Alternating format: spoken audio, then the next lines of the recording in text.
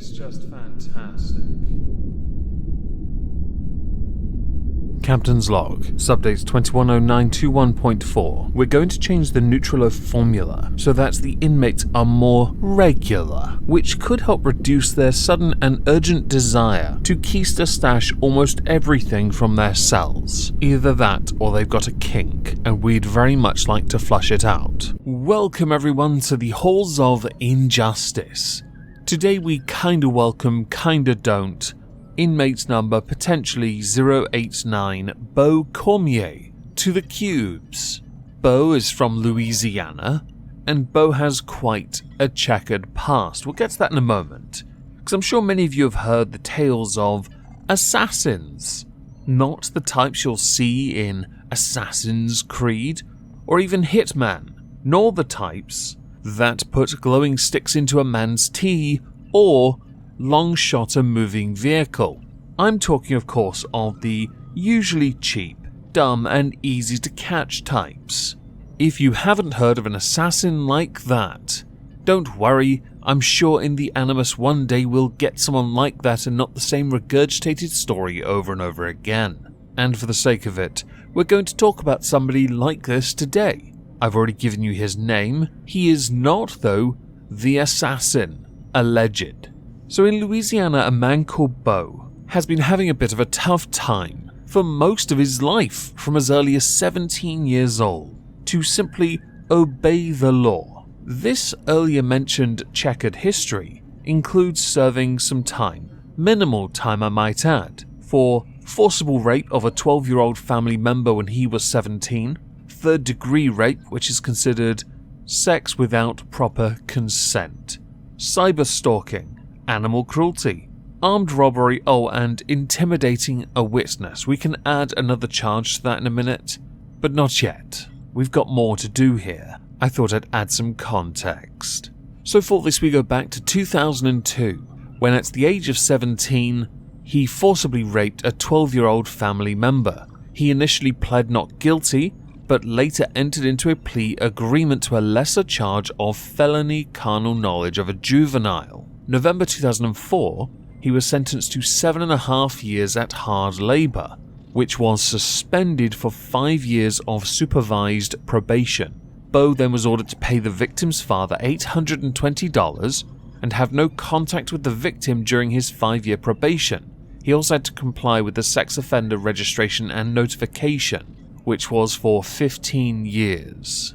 Whereas with the charge of forcible rape, he would have been made to sign the register for life.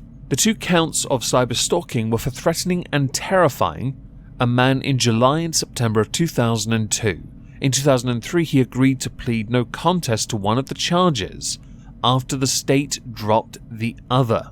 He was sentenced to 60 days in the Vermilion Parish Jail, not to be confused with the Vermilion Pokemon Gym, but that too was suspended for 1 year of unsupervised probation.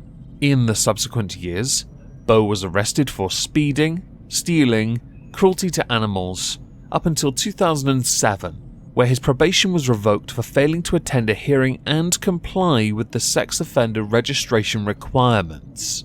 At the time, he was ordered to serve his 7.5-year sentence hard labour, with credit for time served. In the years that followed, Beaux would agree to more plea bargains that allowed him to serve time in prison concurrently, so at the same time as the other sentence rather than on top of, which I prefer. Some of the more recent charges he has faced include failing to comply with sex offender registration requirements from October 2018 through January 2019. The second is for the rape and intimidation charges the Terrebonne sheriff said resulted in the, well, what we're about to discuss now actually. One of the charges I mentioned that I briefly defined was third-degree rape of his then 16-year-old niece. Could this sound any more American? And then intimidating the victim's mother. The victim's mother is his sister, Brittany Cormier. We'll get to her in a moment. She's a hero.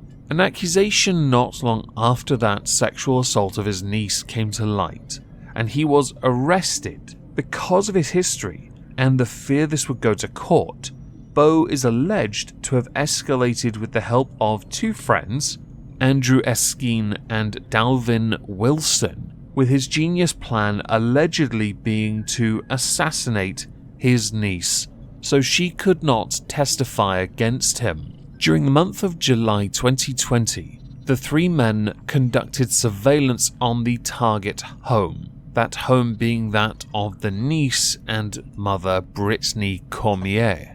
In November of 2020, they had attempted to kill the niece then, but failed when a neighbor reported the license plate to the police. Dalvin Wilson of this dynamic duo then returned home to use Andrew Erskine's truck, and on January 13th went to go commit the murder.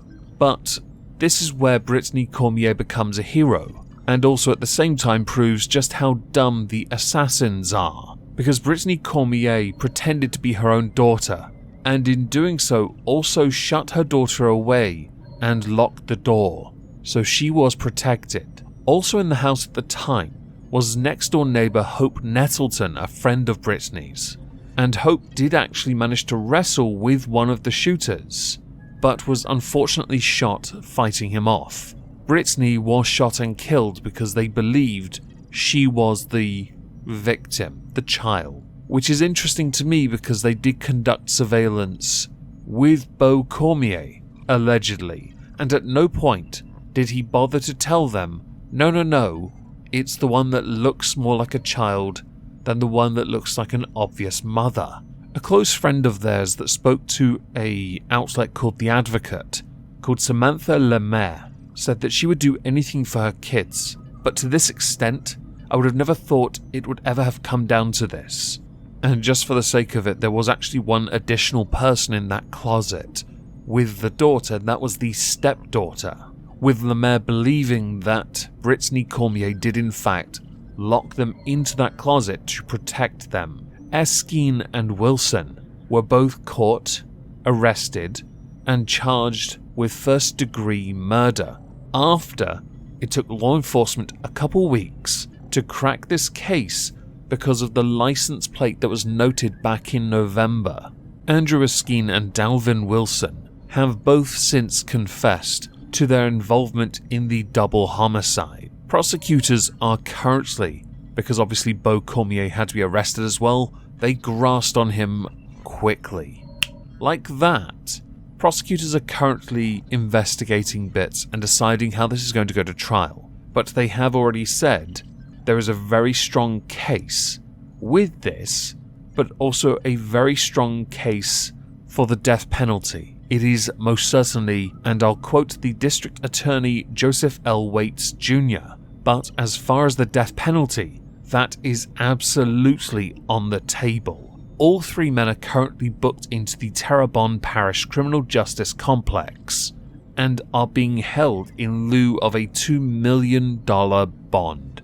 So basically, they're up shit creek and they don't have a paddle. If they do, it's one of their fellow inmates. That paddle has a vein on it. A rather large vein. Can you guess what kind of paddle it is yet? With the case of Beaux Cormier, the prosecutors and the justice system as a whole, with everything that I've told you about him today, have utterly failed to properly deal with him. Does that mean he deserves the death penalty? That is entirely up to all of you to decide. I believe firmly he should never leave a prison cell ever again. And the other two? The same. But they can all share a very small cell with one bed, one toilet. The bed, by the way, is made out of spikes. Enjoy top and tailing on that. Think of it like Tetris, but when the bottom line's complete, it doesn't disappear, it just gets absorbed by the spikes. Anyway, as we're done, I'd like to know what you think. I will provide an update for this once I have it. Please do let me know in the comments down below. If I don't see you on Twitch, because as always, I stream over there. I hope you'll have a fantastic day. It's linked in the link tree, by the way. And thank you all very much, except for you three pricks, for listening.